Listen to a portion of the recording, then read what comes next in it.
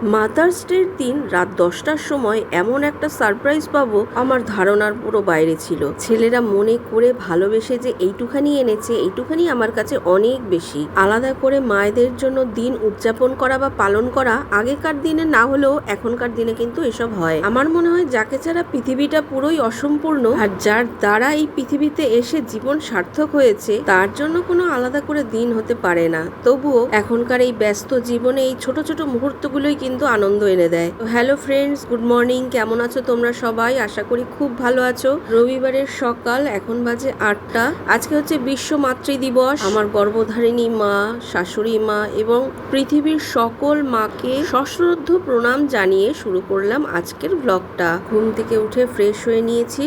দেখো এদিকে ভাতটা আমি বসিয়ে দিয়েছি, চাটা চাপা দিয়েছি, চাটা ছেঁকে দেবো এখন। আর ফ্রিজে ছিল চিংড়িটা বার করে নিয়েছি। আর কি রান্না করবো জানি না, তবে চিংড়িটা আমি বার করে জলে ভিজিয়ে দিয়েছি। চাটা নিয়ে যাই আমি আর আমার হাজব্যান্ডের, তো ঘুমাচ্ছে। কি গো, চা এনেছি। ভাত হয়ে গেছে, ডিম সিদ্ধ হয়ে গেছে, এখানে চিচিঙ্গা কেটেছি, নুন হলুদ মাখিয়েছি। আর এই যে চিংড়া ভাজা হয়ে গেছে, নামিয়ে নিয়েছি। চিংড়ি আর এদিকে ডাল সেদ্ধ বসিয়েছি। এই এত বড় বড় চিংড়ি আমার হাজবেন্ড এনেছিল লতি দিয়ে খাওয়ার জন্য। আমি বললাম এত বড় বড় চিংড়ি দিয়ে কি লতি খায়? তো লতি খাওয়া হয়ে গেছে তার পরের দিনই, কিন্তু চিংড়িটা রেখে দিয়েছিলাম যে এটা মালাইকারি করব। তো ওই জন্যই আজকে বার করে মালাইকারি করছি। কালকে তো শনিবার গেছে, নিরামিষ খেয়েছি, পনির করেছিলাম। আজকে এটা বার করে নিলাম। এখানে নারকেলের গুঁড়ো, দুধ, সর্ষে গুঁড়ো সব দিয়ে করলাম। তো এখানে দেখো ভাত হয়ে গেছে, এদিকে আমার চিচিঙ্গে ভাজাবটি হয়ে গেছে। আবার সোনু খেতে চায় না চিচিঙ্গা, শানের আবার ওইসব নয়, শান আবার খায়। আর একটু ডিম সিদ্ধ করলাম, ডাল সেদ্ধ একটু রেখে দিয়েছি সোনু শানের জন্য, খেলে খাবে, না খেলে রেখে দেবো। আর চিংড়ির মালাইকারি, আর এখানে করেছি আম দিয়ে ডাল। আর এখন তো আম কাঁঠাল পাকার শুরু হয়ে গেছে, বেশি দিন এনে ঘরে রাখাও যায় না, হলুদ হলুদ হয়ে যায়। আমাদের গোডাউনের ওইখানে একজন ওদের বাড়ির গাছের আম দিয়েছে, বিশাল বড় বড় আম, কাঁচা আম। তো কি করলাম, চালের ড্রামে রেখে দিলাম। আর কাঁঠালটাও এমন অবস্থায় দিয়েছে, না ঠিক কাঁচা না পাকা। প্রথমে ভাবলাম পাকাবো, তা শাশুড়ি মা বলছে পাকা খেতে পারবি না, নষ্ট হবে, কাঁচাই খা। কিন্তু দানা হয়ে গেছে। শাশুড়ি মা যে এঁচোড়টা এনেছিল ওটাও ওই রকম হয়েছে, কাঁচা না পাকা, লাস্টে দানা বার করে খেতে হয়েছে। তো রাতের জন্য আমি কাবলি ছোলা ভেজালাম, চাল টাল ভরে ওদের খেতে দিলাম। সবাই খেয়ে নিয়েছে সকালবেলা। আর হাজব্যান্ড শাশুড়ি মা চলে গেছে। এখন ভাবছি এইটা পরিষ্কার করব। মানে কিছু কিছু জিনিস আছে লাগে না, যেরকম এই কাঁচের বাটিগুলো একদমই লাগে না, ধুলো পড়ে যাচ্ছে, এগুলো পরিষ্কার করব। এইখানে যে কত প্লেট রয়েছে, মানে না ইউজ করে করে জং ধরে যাচ্ছে। এখানে কিছু বাসন মেজে রাখলাম রান্নাবান্না করে, এখন এটা পরিষ্কার করতে বসেছি। এখন সব পরিষ্কার করলাম। এখানে তো ছোট ছোট বাসনগুলো, তাও ভিতরে আছে বড় বাসন। এখানে সোনুশান স্নান করে খেয়ে দিয়ে বেরিয়ে যাচ্ছে এখন। টিমের কয়েকজন মিলে আজকে ওরা ঘুরতে যাচ্ছে। ওরা কোন মিউজিয়ামে যাবে বললো। আমি বললাম যাক, ছুটির দিন আছে, ঘুরে আসুক। সোনুশান বেরোলো, মানে আজকে একটা দিন ছুটি। ওই জিমের সবাই ওরা মিলে ঘুরতে যাবে। তোর ভাইকেও বললো, শানকেও বললো তাহলে তুইও চল। তা ওই জন্য দুজনে রেডি হয়ে ওরা স্নান করে খেয়ে দিয়ে একেবারে বেরোলো। আর দুপুরবেলা ওরা বাইরে খাবে। এখন তো 11:30 বাজে। আর হাজব্যান্ড শাশুড়ি মা তো আগেই চলে গেছে, 11:15 নাগাদ। আমি এবার কাচাকুচি সব ভেজাবো। বাসনের এগুলো পরিষ্কার করলাম, মানে পুরো এই র্যাকটা পরিষ্কার করলাম। বাসনগুলো যেগুলো ব্যবহার হয় না সেগুলো ধুলো ধুলো পড়ে যাচ্ছিলো, মানে নষ্ট হয়ে যাচ্ছে। কত যে বাসন তার ঠিক নেই, এখানে বাসন, ওইখানে বাসন, এইখানে বাসন, আলাদা তো ঠাকুরের বাসন আছে। যাই হোক, জামা কাপড়, বাসনপত্র আর এগুলো ঠিক ঠিকানা নেই, কোথায় কোথায় যে ঢোকানো। এখন জামা কাপড়গুলো ভেজাবো, মানে ওয়াশিং মেশিনে ঢোকাবো। আর এই যে দেখো লোকনাথ বাবাটা দেখলে, এই যে সোনুদের ঘরে এই যে লোকনাথ বাবাটা, এটা সোনুকে, মানে আমাদের দোকানের পাশে একজন আছে, উনি বলেছে যে আমার এরকম লোকনাথ বাবা একটা আছে, এটা প্লাইয়ের উপরে করা। তো সোনু তো কোনোদিন প্লাইয়ের উপরে করেনি, ও ক্যানভাসের উপরে করেছে, ওয়াল পেন্টিং করেছে, কিন্তু এটা প্লাইয়ের উপরে করা। তা উনি বলছে যে আমার এটা করাই আছে, শুধু কীরকম ফেটে ফেটে গেছে প্লাইগুলো, এগুলিকে আবার রং করে একটু সুন্দর করে দিতে হবে। তো এটা নিয়ে এসছে। এবার উনি দিয়ে দিয়ে দিয়েছে।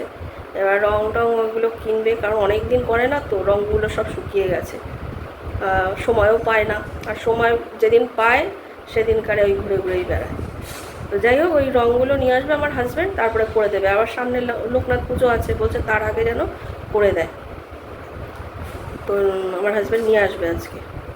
এই হচ্ছে ব্যাপার। আমিও এদিকে ঘরের কোনো কাজই হয়নি, কাজবাজগুলো করি কাঁচাগুলো ভিজিয়ে দিয়ে। আমিও খেয়ে নিয়েছি একবারে। দুপুরবেলা যদি খিদে পায় খাবো, নাহলে খাবো না, কারণ পেট ভরে খেয়ে নিয়েছি। কাজকর্মগুলো করবো তো, ওই জন্য সবাইকে দিয়েছি যখন, আমিও খেয়ে নিয়েছি। তো ঠিক আছে, কাজগুলো করি। প্রচুর কাঁচা হয়ে গেছে, একটু ঢুকিয়ে দিই এখন। ওয়াশিং মেশিনে জামা কাপড়গুলো ঢুকিয়ে দিয়ে ঘর ঝাড় দিয়ে ঘর মুছে নিলাম। এখন স্নান করে এসে তারপরে পুজো করতে বসবো।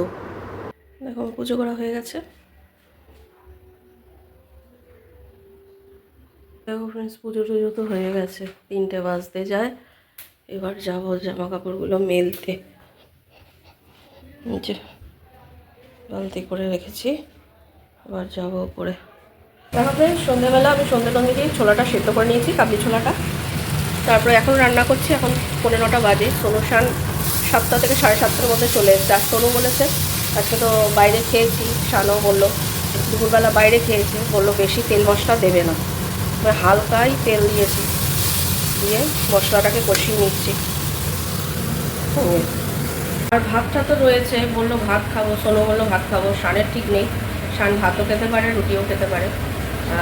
কাবলি ছোলা করছি তো, তা ভাত, ডাল, ভাজা, তারপরে চিংড়ি মাছ সবই রয়েছে। তো দেখি কে কী খাবে, রান্নাটা তো করি। দেখো এটা কিন্তু আবার পুরো হয়ে গেছে, নামিয়ে দেবো। দেখো ফ্রেন্ডস, রুটিটাও আমি করে নিলাম। আর আমাকে সোনু বলেছিল কাবলি ছোলা সেদ্ধ রাখতে, ভুলেই গিয়েছি। মশলা কম দিয়েই করেছি, যতটুকু না দিলে না হয়। তোমাদের তো দেখালাম, তেল মশলা খুবই কম দিয়েছি, তাও আমাকে বলেছিল সেদ্ধ রাখতে। যাই হোক, তেল মশলা, তারপর মিষ্টি জাতীয় খাবার। আগে তো মিষ্টি, বাবা কি মিষ্টি খেত, ওর বাবাও যেমন খেত, ও খুব পছন্দ করতো। এখন জিমে ভর্তি হওয়ার পরে মিষ্টি একদমই খায় না। কোনো কিছুতে মানে মিষ্টি জাতীয় কিছু দিতে হলে মধু দিয়ে দিই। শানকেও দিই, সোনুকেও দিই, দুজনকেই দিই। আর আমার হাজব্যান্ড তো মিষ্টি ছাড়া চলে না, ওর আবার প্রতিদিনই একটু করে মিষ্টি চাই। তো একদিন যদি কিছু করি, এখনও যেহেতু ছেলেরা মিষ্টি খাওয়া একদমই কমিয়ে দিয়েছে বলতে গেলে, যদি মিষ্টি কিছু করি ওই রেখে দিই, ওই অল্প অল্প করে আমার হাজব্যান্ড খায়। তাও আমার শাশুড়িমাও বলে বেশি মিষ্টি খাস না, বেশি মিষ্টি খাস। ওর একটা মানে সেই আমার শ্বশুরমশাই থাকাকালীন থেকে এই জিনিসটা চলে আসছে তো।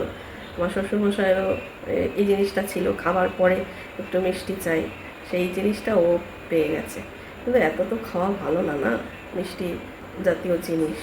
আগেকার দিনের মানুষরা যেরকম খাঁটি জিনিস খেত, সেরকম পরিশ্রম করতে পারতো। আর এখনকার দিনে মানুষ তো সব ভেজাল খায়, ওই জন্য পরিশ্রমও করতে পারে না, আর রোগ এত শরীরে বাসা বাঁধে। যতটা চেক করে চলা যায়। আর এত রোগও ছিল না আগেকার দিনে, এত রোগের নামই জানতাম না আমরা।